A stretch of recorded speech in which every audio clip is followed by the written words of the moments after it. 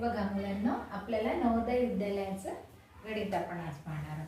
आपल्याला प्रश्न असा येतो की अंक दिलेले आहे ते एकदाच वापरायचे आणि दोन अंकी संख्या तयार किती होतील.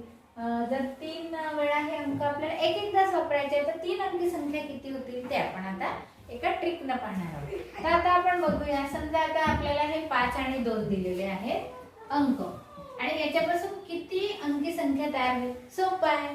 सांगा बरं, पहिली संख्या कोणती असेल? 2 नाही 52 हा 52 बरोबर. आता दुसरी संख्या किती असेल? 25 म्हणजे 25 बरोबर आहे. अशा ह्या किती संख्या तयार झाल्या सांगा बरं. एकूण 2 संख्या तयार झाल्या. हा म्हणजे तू पहिलेच पटकन उत्तर दिले आहे ना.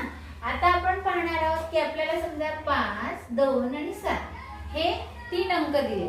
एकदाच घ्यायचे आणि 3 अंकी संख्या तयार करायच्या.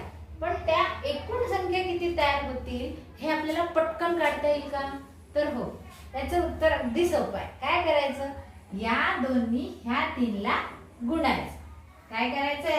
याला गुणाकार करायचा. सांगा बरं, बेत्रिक किती होतील? 6 बरोबर. आता आपल्याला पाहायला दिलेले अंक आहेत 5, 2, 7 आणि 6. हे एकदाच वापरायचे. 4 अंकी संख्या किती तयार होतील ते पटकन काढायचं. काय करायचं?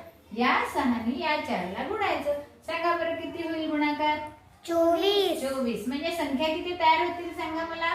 24 संख्या तयार होतील बरोबर. हा आता हे बघूया आपण.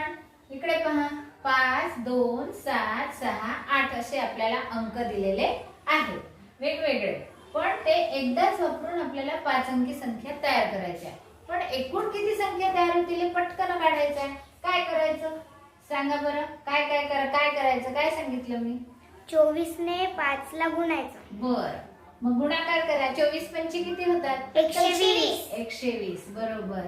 आता आपल्याला पाहायचं आहे की पुन्हा आपल्याला काही अंक दिलेले आहेत ते एकदाच घ्यायचे आणि 6 अंकी संख्या आपल्याला तयार करायच्या आहे. 5, 2, 7, 6, 8 आणि 9. मग आता याचं पण काही टेक्निक आहे. म्हणजे कशाला गुणावं लागेल सांगा बरं मला? 120 ने 6 ला बरोबर. किती येते? 720 पटकन काढलं. तर अशा प्रकारे तुम्ही घरी काय करायचं की 7 अंकी संख्या असेल तर एकूण किती संख्या तयार होतील. असेच वेगळे याला पुढे आणखी काही घ्या.